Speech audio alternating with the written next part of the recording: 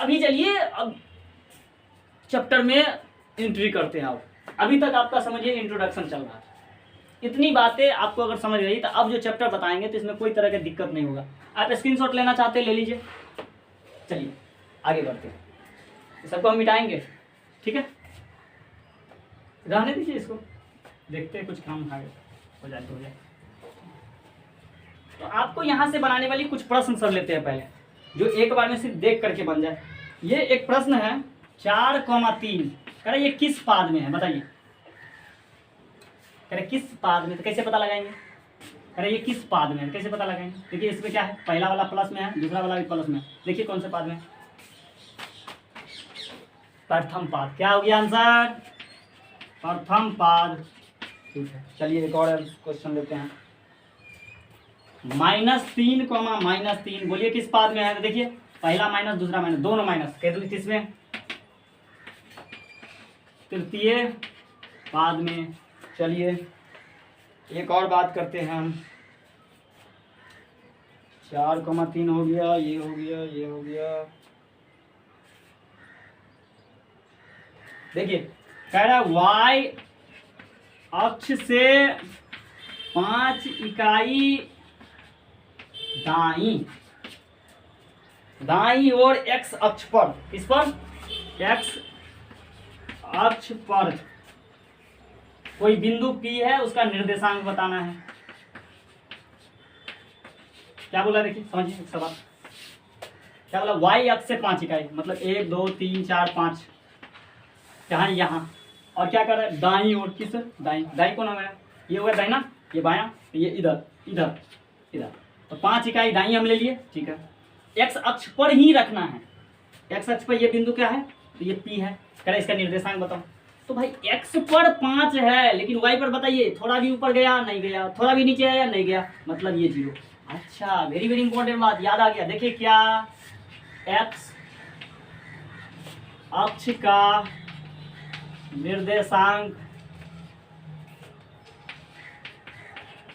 क्या होता है बताइए, तो 5,0 होता है, सॉरी 5 कहाँ से आ गया, x, 0, मतलब x अक्ष का जो निर्देशांक होता है ना, वो क्या होता है x, 0, मतलब x का तो कुछ मान होगा लेकिन y का कुछ नहीं होगा, क्योंकि इसी अक्ष पे है ना, ऊपर या नीचे थोड़ा थोड़ा गया, ठीक है। इसी प्रकार y अक्ष का निर्देशांक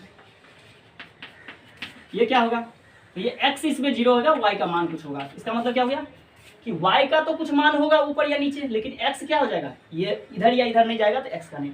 दरअसल ये कैसे लगेगा, x अक्ष पर किसी बिंदु का निर्देशांक होना चाहिए। हम समझ लीजिए इसको ऐसे, लेकिन लिखने में आसानी के लिए हम ऐसे लिख लिए कि क्या होगा, x अक्ष पर किसी बिंदु का निर्देशांक क्या होता है, x, 0, उस बिंदु का x का मान होगा, लेकिन y का मान क्या होगा, 0 होगा। कि y अक्ष पर किसी बिंदु का निर्देशांक क्या होगा, तो y का तो कुछ मान होगा, लेकिन x का क्या होगा, 0 होगा। ये बातें याद रखिएगा। चलिए और एक प्रश्न देखते हैं। ठीक है, ये हो गई। देखिए ठीक है, एक और प्रश्न आ गया। ठीक, क्या है, कह रहा है कि x बराबर 2 और y बराबर -2, कह रहा है इसकी स्थिति बताने के लिए। ये तो हालांकि पीछे बात कर लिए, फिर से एक बार देख लेते हैं। x बराबर 2 यहाँ कहीं आया, तो इसका मतलब क्या है, ये रेखा इस पर से गुजरेगा ऐसे कहीं, क्योंकि ये x है और ये डैश है ना, प्लस बोल रहा है, इसका मतलब इधर प्लस होता है ना। और क्या कर रहा है, y बराबर -2, y बराबर -2 कहाँ आएगा, यहाँ नीचे आएगा -2, इसका मतलब ये रेखा कहीं से गुजरेगा यहाँ से,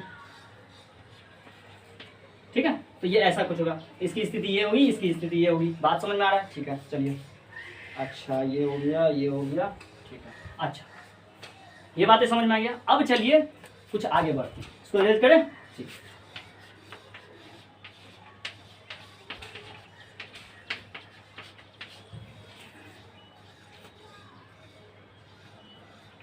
धुरी सूत्र very very important, root under x1 minus x2 का square plus y1 minus y2 का स्क्वायर। कहिएगा ये कैसे होगा या, अरे बाबा हमको समझ में नहीं आया। देखिए 0 है,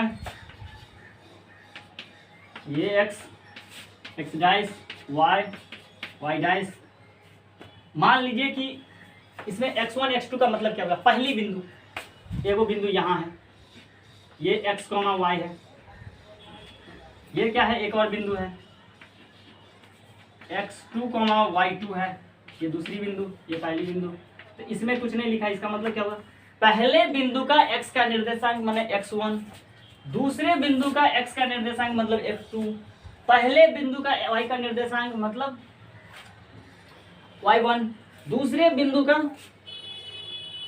y का निर्देशांक मतलब y2। अच्छा, यहाँ पर कोई बिंदु ले लेते हैं, जैसे हम ले लेते हैं 3,4, ठीक है। यहाँ पर कोई और बिंदु ले लेते हैं माइनस, तो ये दो बिंदु है।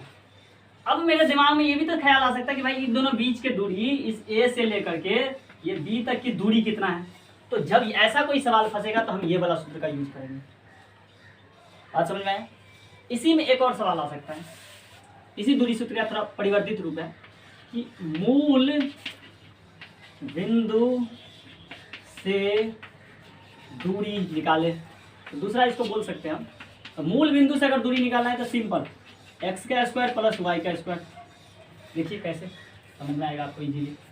तो ये दो फार्मूला, ये बिल्कुल बेसिक दूरी निकालने के लिए। चलिए एक सवाल लेते हैं तब आपको समझ में आएगा। चलिए पहले यही वाला दूरी ले लेते हैं, सिंपल वाला। कह रहा है कि बिंदु, पहला सवाल कि 2,3 की दूरी मूल बिंदु से कितनी होगी। मतलब 2,3 कहीं इस पार्ट में होगा यहाँ, तो इसकी दूरी मूल बिंदु से बताइए कि ये कितना दूरी है। तो 2,3 की दूरी मूल बिंदु से 2,3 की दूरी क्या हो जाएगा, रूट अंडर x कितना है देखिए 2, तो 2 का स्क्वायर प्लस 3 कितना है 3 का स्क्वायर, कितना हो गया 4 और प्लस 9 क्या हो गया रूट अंडर 13। बोले कि क्या मूल बिंदु से 2,3 की दूरी क्या है, रूट अंडर 13। एक और सवाल ले लेते हैं, एक और सवाल ले ले। हाँ, एक बिंदु ए है, ये कह रहा है क्या 4,-3 है, इसकी भी मूल बिंदु से दूरी निकाले तो क्या हो जाएगा रूट अंडर 4 का स्क्वायर प्लस -3 का स्क्वायर, क्या हो गया 4 चौक 16। और देखिए -3 को -3 से गुना करेंगे, माइनस माइनस मिल के प्लस, और 3 दिया 9, तो 9 15 9 कितना 16 9 कितना 25, मतलब कितना 5, ये बाहर निकल जाएगा 5। ठीक है, रूट के अंदर क्या होगा 5 गुने 5 होगा, तो क्या हो गया 5 बाहर आ गया। तो ये ऐसे निकल गया। तो ये हो गया मूल बिंदु से दूरी निकालने। तो ये तो बिल्कुल सिंपल वाला बात है, इस पर बात करते हैं। चलिए इसको इरेज कर लें। पहली फार्मूला,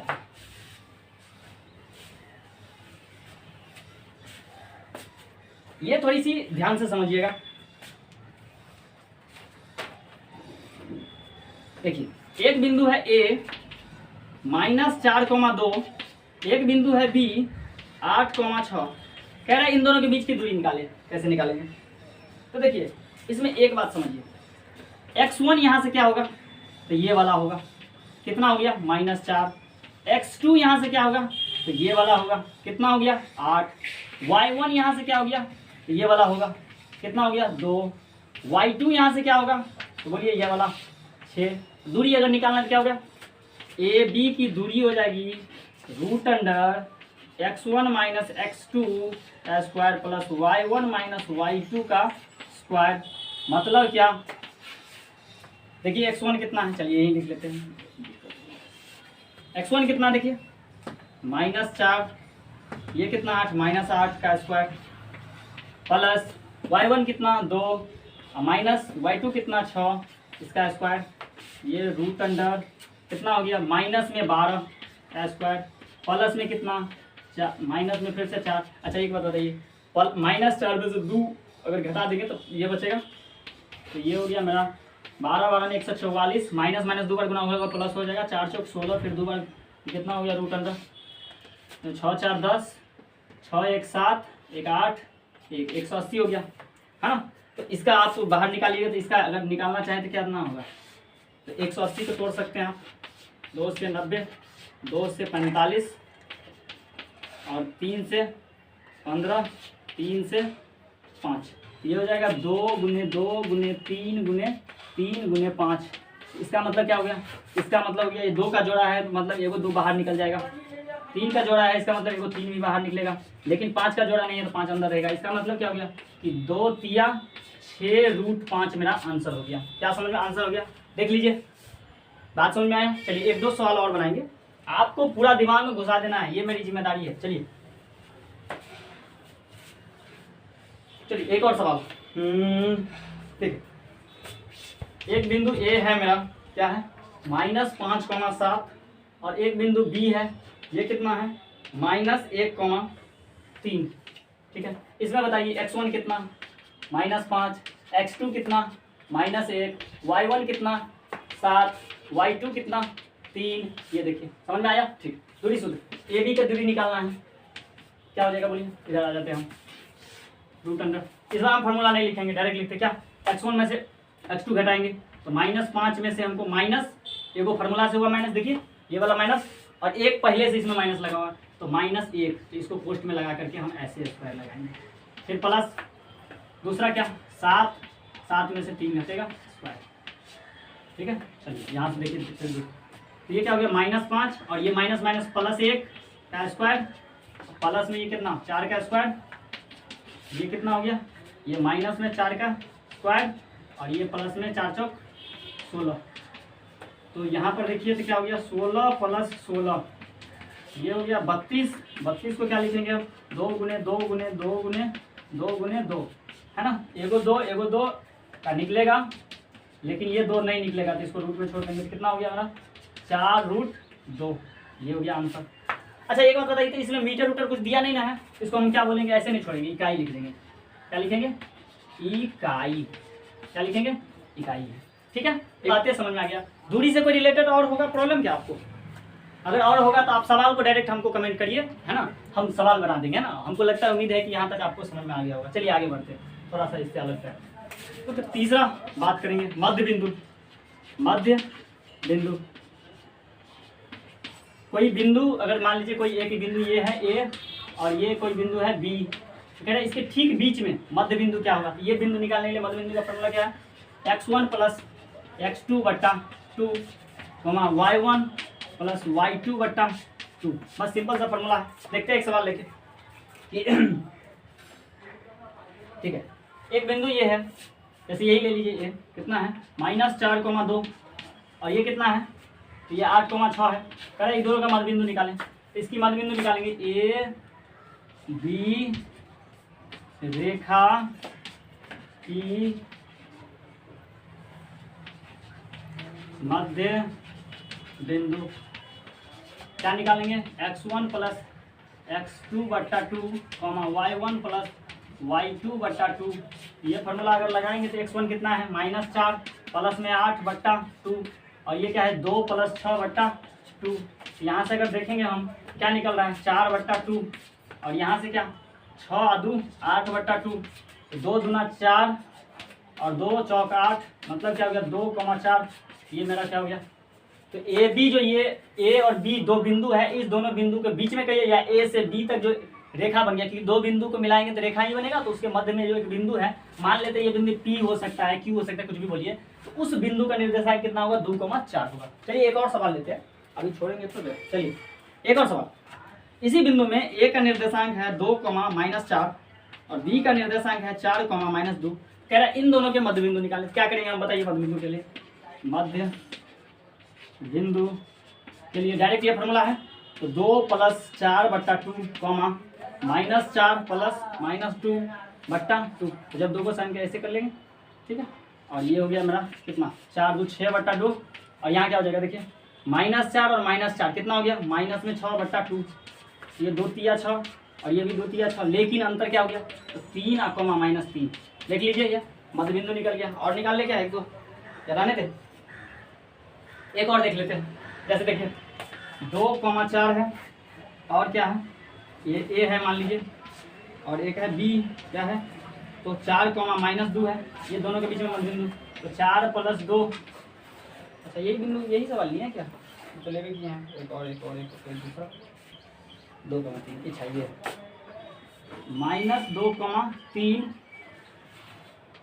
और क्या, तो 4,1, ठीक है। यहाँ देखिए, तो इसको क्या होगा, इसका मध्यबिंदु अगर निकालेंगे तो -2 प्लस में 4/2 कॉमा 3 प्लस 1/2, ये क्या हो गया, ये हो गया 2/2 और यहाँ क्या हो गया 4/2। तो 2 से 2 कट गया 1 और 2 दूना 4, मतलब 1,2।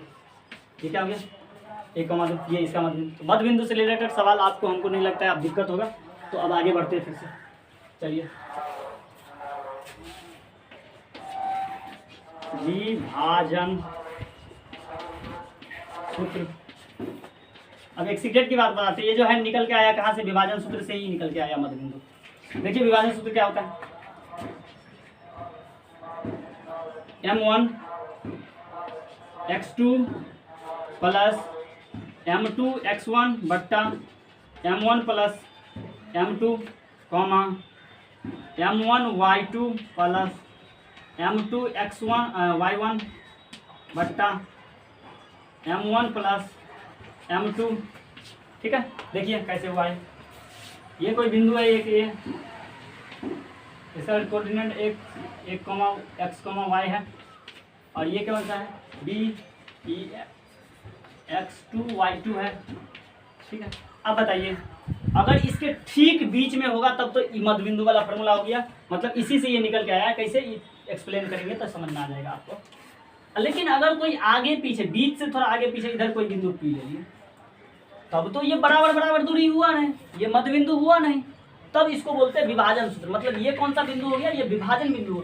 एक रेखा था, उस रेखा को इन्होंने विभाजित कर दिया। किस में विभाजित किया भाई, तो ये 1:2 में, 2:3 में, 5:7 में, या फिर 1 मान ले 2:4:3 में, किसी अनुपात में विभाजित कर दिया। तो हम क्या बोलते हैं, ये m1 का एक अनुपात है और ये क्या है m2 अनुपात है, ठीक है। तो चलिए एक सवाल लेते हैं, इससे आपका सारा कंफ्यूजन दूर हो जाएगा। ये तो समझने के लिए हम लिए ना। तो यदि बिंदु यहाँ है, ये P एक बिंदु है ये, और इसको बोल रहे हैं हम कि एक सवाल ले रहे हैं। सवाल क्या है, तो इस A बिंदु का निर्देशांक कितना है, इस B बिंदु का निर्देशांक कितना है, और ये जो है P बिंदु इस A से B तक के जो रेखा है इसको 3:1 में बांटते हैं। कितने अनुपात में बांटता है, 3:1 में, ठीक है। या फिर यूं कहिए कि इस बिंदु और इस बिंदु के बीच में जो ये P बिंदु है, तो AP अनुपात BP कितना है, तो 3:1 है। तो इस हिसाब से अगर देखें तो किसी भी बिंदु का ये जो पहला वाला होता है वो x का मान होता है। तो पहले बिंदु का x का पहला मान, दूसरे बिंदु का x का पहला मान, पहले बिंदु का y का पहला मान, और दूसरे बिंदु का y का दूसरा मान। ये देख लिए अनुपात में m1 पहला अनुपात कितना, तो ये 3 है। कितना है, 3 है। दूसरा अनुपात कितना है, तो 1 है। अब इसको हम क्या करेंगे, इस फॉर्मूला से सॉल्व करेंगे। हमको निकालना क्या है भाई, तो ये जो P बिंदु है, इस P बिंदु का निर्देशांक कितना है। तो चलिए इसके लिए हम क्या करेंगे, सिंपल सा काम करेंगे कि ये जो फॉर्मूला है, इस फॉर्मूला में m के जगह m का मान, x के जगह x का मान। हाँ, ध्यान ये रखना है कि m1 जहाँ है वहाँ m1 रखना है, जहाँ x2 है वहाँ x2 रखना है, ना कि 1 के जगह 2 और 2 के जगह 1। ये बातें ध्यान रखनी है यहाँ पर। अगर इसमें गड़बड़ी होगी पूरी सवाल गड़बड़ हो जाएगी। चलिए देखते हैं।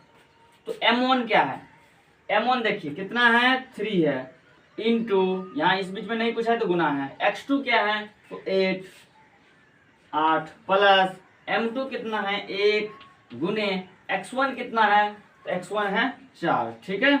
अब नीचे में क्या है, m1 कितना है, वही 3 अब प्लस 1 कॉमा m1 कितना, तो 3 और गुने y2 5, फिर प्लस m2 1 गुने y1 कितना -3, ठीक है।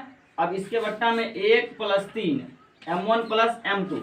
अब इसका देखिए सम करें, तो ये 8 3 24 प्लस 4 बट्टा 4, और यहाँ ये हो गया 15, और ये प्लस माइनस 3, तो ये कितना हो गया, ये हो गया 4। तो यहाँ से ये मिला हमको कितना, 24 4 28 बट्टा 4, और यहाँ से क्या मिला 12 बट्टा 4, 4 तिया 12 और 4 सत्ते 28। मतलब हमको जो बिंदु मिला, ये जो विभाजन बिंदु मिला, वो विभाजन बिंदु कितना है, तो यहाँ से 7 और यहाँ से 3। मतलब हम कह सकते हैं ये जो बीच का इसका विभाजन बिंदु है P, इसका निर्देशांक कितना है तो 7,3 है। बात समझ में आया होगा। चलिए एक प्रश्न और लेते हैं इस टाइप का, ठीक है। उम्मीद तो आपको बहुत अच्छे से क्लियर हो जाएगा। तो सवाल नंबर दूसरा देखिए, कह रहा है कि एक बिंदु है, ये बिंदु का क्या है, बिंदु पहला जो बिंदु है इसमें -1,7, तो ये -1,7 है, तो ये हो गया इसका।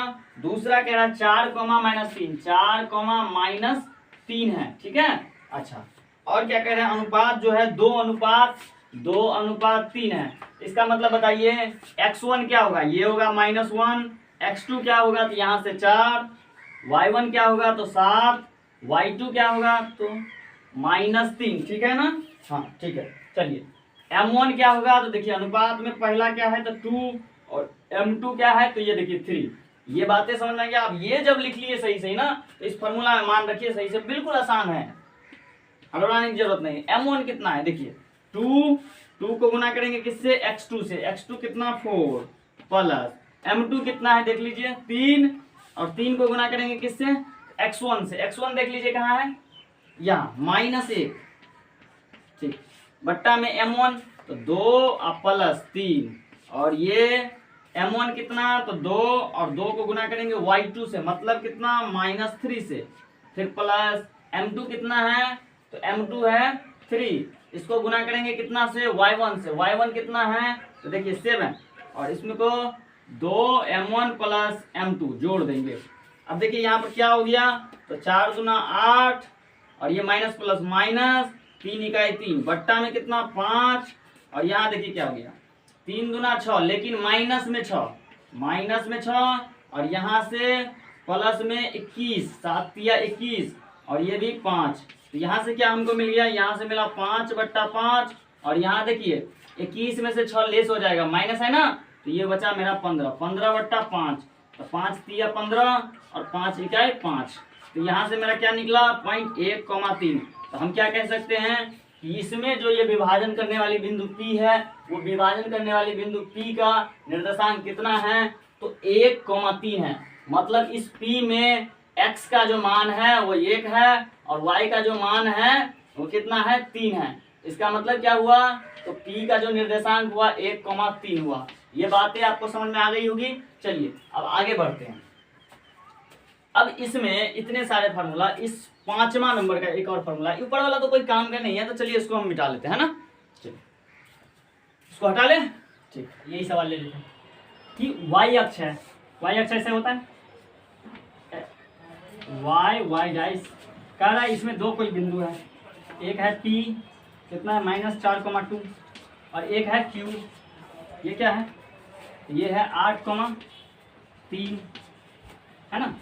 अब इसमें कह रहा है कि अब बताइए y अक्ष पे कोई निर्देशांक क्या बताए थे हम आपको, हम ये बताए थे कि x का मान इस पे 0 होगा लेकिन y का मान कुछ होगा, तो ये हो गया P का निर्देशांक।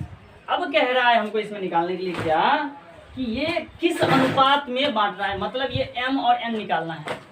तो कह रहा है ये किस अनुपात में बांट रहा है, हम मान लिए शुरू में क्या है 1:m में ये बांट रहा है, कि मतलब ये इसके 1 गुना में बांट रहा है, ठीक है, ऐसे मान लिए हम, है ना। चलिए देखते हैं अब क्या हो सकता है। तो फार्मूला तो मेरा यही है, तो देखिए क्या होता है। ये क्या हो गया मेरा x1 बराबर 4, x2 बराबर मेरा क्या हो गया देखिए 8, y1 बराबर मेरा क्या हो गया बोलिए 2, y2 बराबर मेरा क्या हो गया बोलिए 3, m1 बराबर क्या 1, और m2 बराबर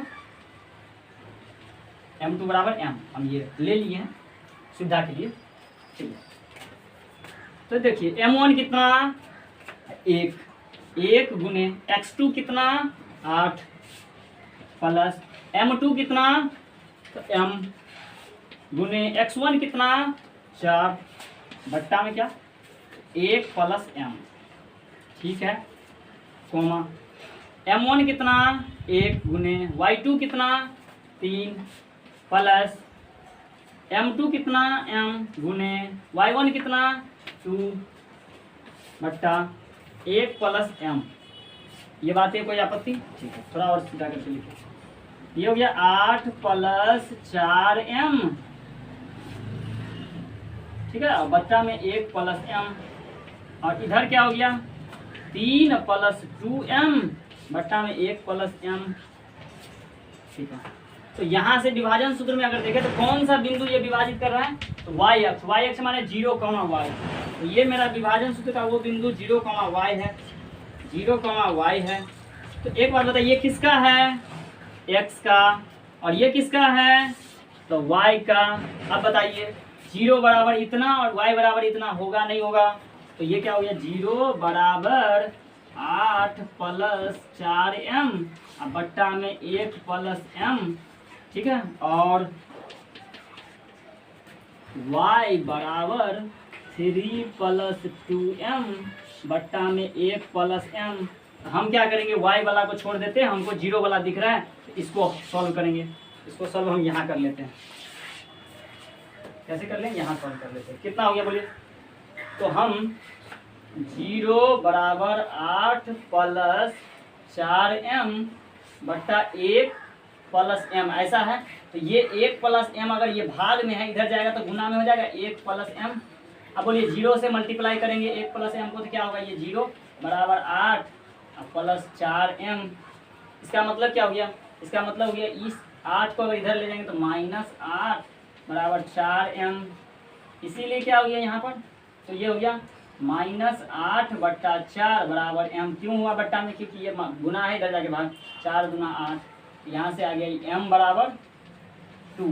तो बोलिए अनुपात मेरा क्या, अनुपात मेरा क्या, तो ये देखिए यहाँ पर 1 अनुपात m दिए, तो मतलब m1 अनुपात m2 मेरा कितना आएगा, तो ये मेरा आ गया 1 अनुपात m था, तो 1 अनुपात में m कितना आया, तो ये देखिए m बराबर कितना, तो ये -2, तो माइनस क्या अनुपात में, तो ये 2 हुआ ना। तो ये 1 अनुपात 2 का मेरा ये है रेशियो, मतलब ये पहले से 1 है और ये क्या है, इधर 2 भाग है। मतलब ये टोटल अगर 6 है ये से भी, तो ये कितना है 2 और ये कितना है 4 है, ऐसा कुछ। चलिए एक और सवाल लेते हैं, तब बढ़िया से और समझ में आ जाएगा। घबराइए नहीं, पूरा दिमाग में आपको घुसा देंगे सवाल को, टेंशन नहीं लेने का।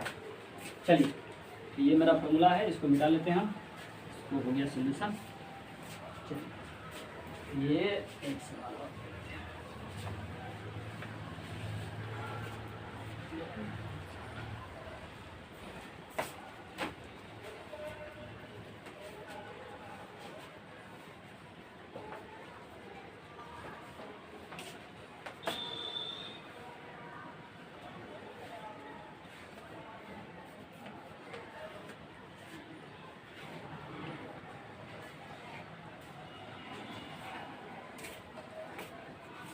देखिए कह रहा है कि एक बिंदु है माइनस, यहीं पर लिख लेते ये सवाल यहाँ पर लिख ले सवाल को। चलिए एक सवाल है जिसमें कह रहा है एक बिंदु -4,6 है, यह बिंदु ए और बी को जोड़ने वाली रेखा को किस अनुपात में बांटा है। फिर से अनुपात निकालना है, तो ये ए का जो अनुपात है ये कितना कितना दिया हुआ है मेरा, देखिए तो ये कह रहा है कि मेरा ये दिया हुआ है ए बराबर -6,10, ठीक है, और ये कितना दिया हुआ है 3,-8 दिया हुआ है। कह रहे ये किस अनुपात में, तो हम इसको मान लेते हैं 1 अनुपात m में ये बांटेगा, सुविधा रहता है बनाने में, इसीलिए हम ऐसा ले रहे हैं। तो ये p का बिंदु कितना बता दिया, इतना। तो चलिए ये वाला फॉर्मूला बना लेते हैं। तो यहाँ से देखिए क्या क्या मिल गया हमको, x1 क्या मिला -6, x2 क्या मिला देखिए 3, y1 क्या मिला बोलिए 10, y2 क्या मिला बोलिए -8, m1 क्या, इसको हम 1, और m2 क्या m, ठीक है। ये ऐसे ये हमको सवाल में दे दिया। चलिए इस सवाल को सॉल्व करते हैं। फार्मूला यही रख लेते थे, बार बार क्या लिखे, फार्मूला तो है।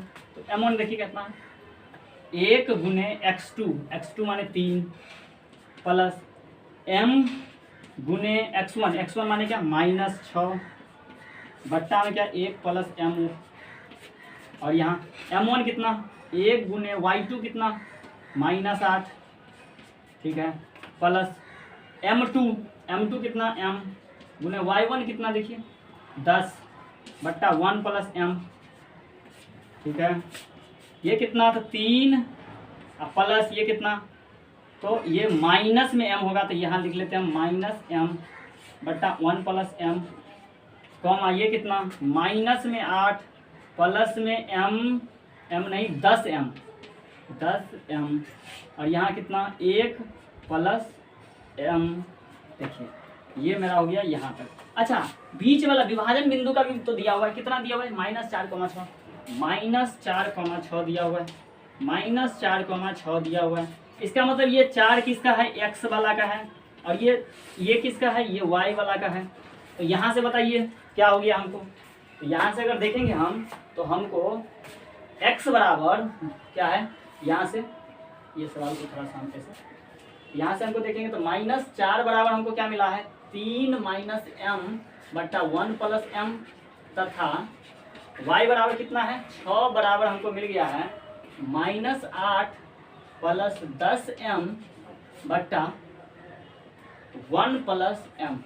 तो हम एक को सॉल्व करते हैं पहले इसको, देखिए क्या हो रहा है। तो -4 को हम इधर लाएंगे तो ये भाग है तो गुना हो जाएगा 1 + m से, और इधर हो जाएगा 3 - m, ये क्या हो जाएगा -4 - 4m बराबर 3 - m। तो ये -4 और ये 3 इधर है, इधर ले आते हैं तो -3 और ये -m एगो है, ये इधर जाएगा तो प्लस में क्या हो जाएगा 4m, यहाँ से हो गया माइनस में 7 और इधर से ये क्या हो गया, ये हो गया 3m। तो अगर आप यहाँ से निकालना चाहें तो -7/3 बराबर m। अब देखिए ये क्या हो गया, मेरा इतना हो गया, लेकिन m का मान सीधा आ जाता 1 2 3, तब हम बोलते 1 अनुपात उतना है, लेकिन आया बट्टा में। तो इसका मतलब क्या होगा, इसका मतलब देखिए क्या होगा। अच्छा एक बात बताइए, इधर से निकाले तो इतना आया, इधर से निकालेंगे तो कितना आएगा, सेम चीज आएगा। क्यों, क्योंकि देखिए इधर भी तो m ही है ना, इधर से निकालिएगा तो वो भी वही आएगा। ठीक है, निकाल के आप देख लीजिए। चलिए इसको हम नहीं निकालेंगे, आप निकालना के देखना है तो आप देख लीजिए। यहाँ से m का मान आ गया, हमको बताइए हम m1 अनुपात m2 लिए थे, कितना लिए थे तो 1 अनुपात इतना। तो m1/m, इसका मतलब क्या होगा कि m1/m2 बराबर हम 1 अनुपात कितना लिए थे, m लिए थे। हमको m बराबर कितना आया, तो हमको m बराबर आ गया कितना, इतना। तो 1 तो ऊपर में रहने करेगा, नीचे में क्या आएगा तो 7/3। इसका मतलब क्या हो गया, इसको जब सीधा करेंगे 1 और ये 3 जाएगा ऊपर और 7 आएगा नीचे, मतलब क्या 3/7।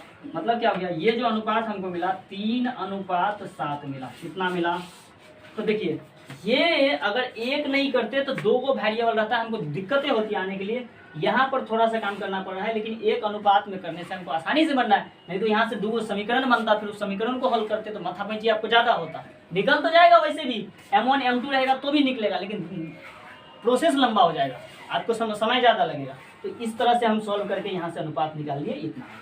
तो आपको ये अनुपात वाली बात समझ में आ रही होगी। तक तो बात कर रहे थे विभाजन रेखा में, त्रिभुज में क्या होगा, 3 को बिंदु अगर ले लेते, जैसे एक बिंदु ये होगा, एक बिंदु ये होगा B और एक बिंदु ये होगा C। ठीक है, तो इसमें क्या होगा 3 बिंदु, x1 y1 x2 y2 x3 y3। ठीक है, अच्छा ये 3 को बिंदु होगा। तो इस त्रिभुज का पहली एक चीज क्या कि क्षेत्रफल कितना होगा, दूसरा क्या कि इस त्रिभुज का केंद्र कितना होगा, अंतः केंद्र कितना होगा, है ना, अंतः केंद्र कितना होगा। इसका जो है ये अंतः केंद्र कितना होगा, है ना। इस अंतः केंद्र को क्या बोलते हैं, केंद्रक बोलते हैं, त्रिभुज का केंद्रक, केंद्रक क्या बोलते हैं, केंद्रक। और एक क्या होगा कि तीसरा वाला संरेख सिद्ध करना। ये 3 बिंदु है तो 3 बिंदु को संरेख सिद्ध करना। तो संरेख बिंदु किसको कहते हैं, ये वाला पॉइंट पहले समझिए आप। ये दोनों तो आप देखिए समझ आसानी से निकल जाएगा। संरेख किसको बोलते हैं, जैसे देखिए ये एक बिंदु है ए, एक बिंदु ये बी और एक बिंदु ये सी। ये तीनों का तीनों यदि एक ही रेखा में ए बी और सी, इसको बोलते हैं संरेख बिंदु। अगर एक ही रेखा में नहीं है तो यहाँ पर आप 2 तरीके से इसको प्रूव कर सकते हैं। कैसे, एक तो ऐसे ए सी बराबर A B plus B C, दूरी सूत्र से निकाल करके कि इन दोनों के बीच पहले ए सी निकालिए, फिर ए बी निकालिए, फिर बी सी निकालिए, और ए सी का जितना दूरी आया इन दोनों के बराबर अगर हो गया तो ये क्या हो गया, संरेख है। या फिर 3 बिंदु अगर एक ही रेखा में है तो त्रिभुज बनेगा, नहीं बनेगा तो भाई क्या होगा, तो त्रिभुज का क्षेत्रफल 0 होता है। ऐसे त्रिभुज का क्षेत्रफल बराबर 0। ये एक नियम तरीका और ये एक तरीका। दो तरीका से हम संरेख सिद्ध कर लेते हैं। एक तरीका से दूरी सूत्र में कि इस पूरा का दूरी इसके और इसके योग के बराबर होता है, या फिर त्रिभुज का क्षेत्रफल 0। देखिए बात समझिए, फिर से नहीं समझना, थोड़ा भी आगे पीछे होगा तो त्रिभुज बन जाएगा, तो मतलब जगह होगा तो क्षेत्रफल भी निकलेगा। यहाँ एक ही रेखा में तो त्रिभुज बनेगा कैसे, बनेगा ही नहीं, त्रिभुज नहीं बनेगा, क्षेत्रफल कहाँ से आएगा।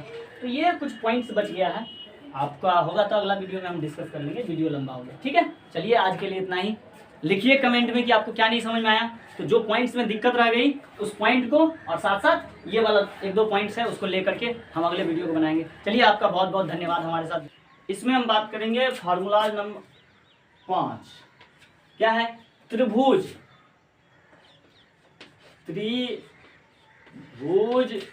का क्षेत्रफल। ये क्या होता है, इसके लिए हम इसको भी मिटा लेते हैं, इसकी जरूरत नहीं है। देखिए त्रिभुज का क्षेत्रफल पहले समझ लीजिए, त्रिभुज कैसा होगा पहले ये बात देखिए। तो ये देखिए तो कुछ ऐसा होगा क्या, त्रिभुज तो मेरा ऐसा ही होगा। अच्छा एक बात बताइए, ये जो त्रिभुज आपको दिख रहा है, ये त्रिभुज में क्या दिख रहा है कि यहाँ पर एक बिंदु A है, यहाँ पर एक बिंदु B है, और यहाँ पर एक बिंदु C है। तो इसमें जो A होगा ये क्या होगा, x1 y1 होगा, ये जो B है x2 y2 होगा, और ये x3 y3 होगा। कहने का मतलब क्या, पहले बिंदु का x का मान x1, दूसरे बिंदु का x का मान x2, तीसरे बिंदु का x का मान x3। x3 कहने का मतलब कुछ और चीज नहीं, बस उस बिंदु का x का मान ही है। बस क्या, ये बिंदु 3 को है तो हमको अलग अलग कैसे पता लगाएंगे, तो इसीलिए x1 x2 x3 रखे हैं। अब यहाँ से जो फॉर्मूला निकल के आती है वो ये फॉर्मूला है 1/2 कोष्ठ के अंदर देंगे, इसके बाद x1 y2 minus y3 plus x2 y3 minus y1 plus x3 y1 minus y2, और इसको हम बंद कर लेंगे। ये फार्मूला मेरा यहाँ से दिख रहा है, बन के आ रहा है। क्या फार्मूला है, तो इस फार्मूला का ये इतना बड़ा फार्मूला है, 1 है 2 है 3 है, इसको याद कैसे रखेंगे। देखिए ट्रिक क्या है, बिल्कुल सिंपल से ट्रिक है, इससे आप याद रख सकते हैं। ट्रिक है कि 23 31 12, क्या है ट्रिक, 23 31 12। मतलब एक बात समझ लीजिए, पहले x1 होगा, इसमें कोई एक बात नहीं है, x1 फिर x2 फिर x3। तो देखिए x1 plus x2 plus x3, क्या x1 plus x2 plus x3, ये तो होगा ही होगा, इसमें कुछ चेंज नहीं करना है। इसके बाद y के लिए ट्रिक है, y में क्या करना है, x1 के साथ हमको 23 लगाना है। 23 लगाना है मतलब क्या, y2 में से y3 को घटाना है। फिर x2 के साथ हमको क्या लगाना है, 31 लगाना है, मतलब y3 में से y1 को घटाना है। x3 के साथ हमको 12 लगाना है, मतलब क्या, y1 में से y2 को घटाना है। बात समझ में आ गया, फॉर्मूला समझ में आ गया। चलिए अब सवाल एक लेते हैं एग्जाम्पल, ठीक है। तो देखिए जैसे यही त्रिभुज है, तो एक त्रिभुज का एक सवाल ले लेते, पहले देख लेते कौन सा सवाल हम ले ले, कोई एक सवाल ले लेते हैं। जैसे देख लेते सवाल एक ही है, जैसे एक त्रिभुज है, इस त्रिभुज में हमको दिया हुआ है, कह रहा है क्षेत्रफल निकाले, जिसका शीर्ष क्या है, पहला वाला क्या है, तो 2,3 है, और इसका क्या है -1,0 है, ठीक है। और इसका क्या है, ये है 2,-4 है, ठीक है। अच्छा तो कह रहा है इसका हमको क्या करना है, क्षेत्रफल निकालना है। तो अब देखिए क्षेत्रफल निकालने के लिए क्या करेंगे, सिंपल सा काम है। इसमें क्या करेंगे, x1 x2 और x3 का मान रखेंगे। तो आप पहले ये बताइए, यहाँ से एक बात आपको समझ में आ गई कि x1 कौन है, x2 कौन है, x3 कौन है। तो देख लेते हैं, आपको ट्रिक को मिटा लेते हैं, तो याद हो गया होगा आपको। ठीक, चलिए इसको मिटा लें, विभाजन सूत्र का आपको कोई काम नहीं है। ठीक, तो देखिए सबसे पहले बताइए यहाँ से, यहाँ x1 बराबर कितना, तो इसका पहले का मान कितना भाई, तो ये है 2। x2 बराबर कितना, तो ये x2 इसका पहला मान -1। x3 बराबर कितना, तो देखिए x3 बराबर कितना, तो ये कितना है, तो 2 है। फिर y1 बराबर क्या, तो y1 बराबर देखिए क्या है, तो y1 का पहला मान ये हो गया 3। y2 बराबर क्या है, तो देखिए 0। y3 बराबर क्या है, तो देखिए कितना है, -4 है। अब देखिए ये मान पता चल गया। अब इसको क्या करना है आपको, यहाँ पर हम अलग से फॉर्मूला नहीं लिखेंगे, इसी में लिख लेते हैं। यहाँ से क्षेत्रफल निकालना है तो देखिए क्या करेंगे, हम फटाक से लिखेंगे बराबर 1/2 और x1 की जगह क्या तो 2 और यहाँ y2 में से y3 घटाएंगे तो 0 माइनस कितना -4। अब देखिए 2 माइनस जब आता है तो हमको क्या कर रहे हैं, कोष्ट लगा देते हैं, है ना। यहाँ माइनस माइनस क्या होगा, प्लस हो जाएगा। चलिए ये हो गया आपका पहले का। दूसरा फिर क्या लगेंगे, x1 के बाद x2 क्या है देख लीजिए -1, फिर से -1, ठीक है। अब इसके साथ क्या होगा, तो इसको x2 में y3 में से y1 को घटाना। y3 कितना है, ये है मेरा -4, ठीक है। ये हो गया मेरा -4 में से किसको घटाएंगे, देखिए माइनस इसमें से 1 को, कितना 3 को घटाएंगे, ठीक है।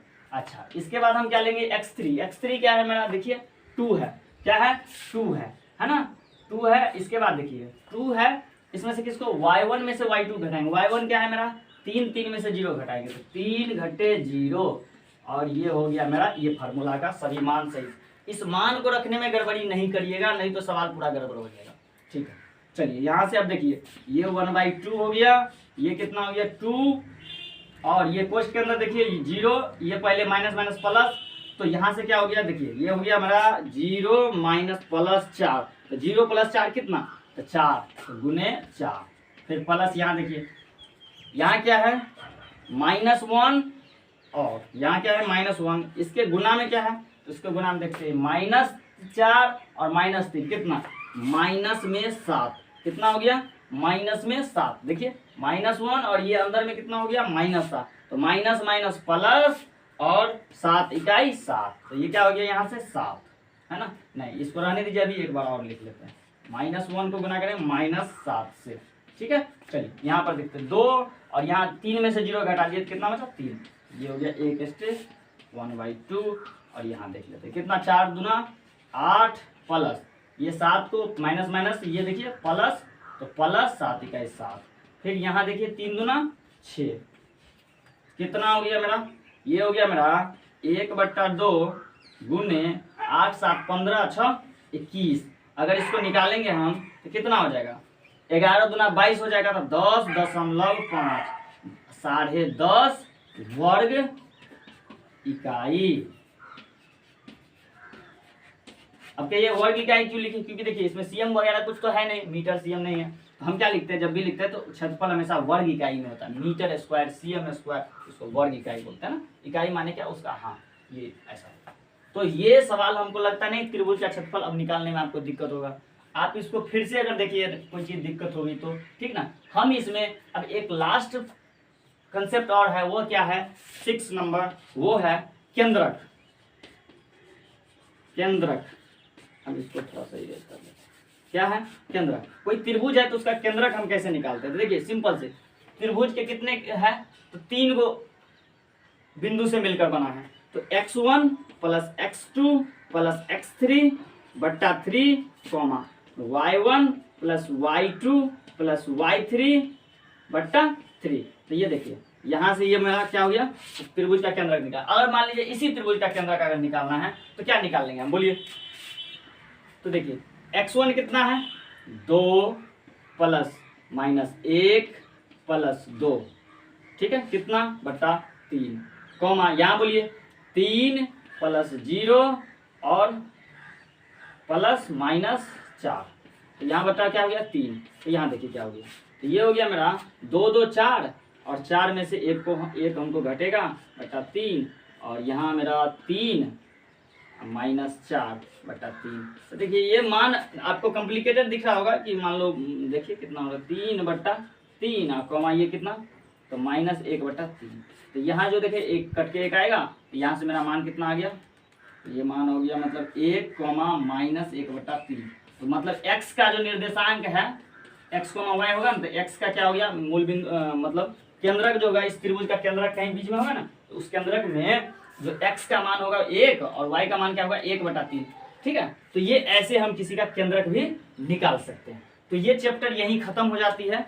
अब आप लोग का काम है कि आप जाइए सवाल बनाइए, अगर किसी प्रकार की दिक्कत हो जाती है तो फिर आप कमेंट करिए कि हमको फलाने क्वेश्चन में दिक्कत हो गई, हम आपको फिर से एक्सप्लेन करने की कोशिश करेंगे। उम्मीद करते हैं आपको सारा चीज़ समझ में आया होगा। आप सब हमारे साथ जुड़े हैं, इसके लिए आपका बहुत बहुत धन्यवाद। अभी कमेंट बॉक्स में लिखिए कि अगला टॉपिक आपको कौन सा चाहिए। और हाँ, एक बात आपको बताना चाहते हैं, बहुत जल्द आप लोगों के लिए 5 स्टार प्रत्येक चैप्टर से 5 महत्वपूर्ण क्वेश्चन हम लेकर आ रहे हैं। तो आप लोग अगर ये चाहिए तो अभी कमेंट करिए। और हाँ, एक चीज़ और कि ऑब्जेक्टिव को लर्न कैसे करें।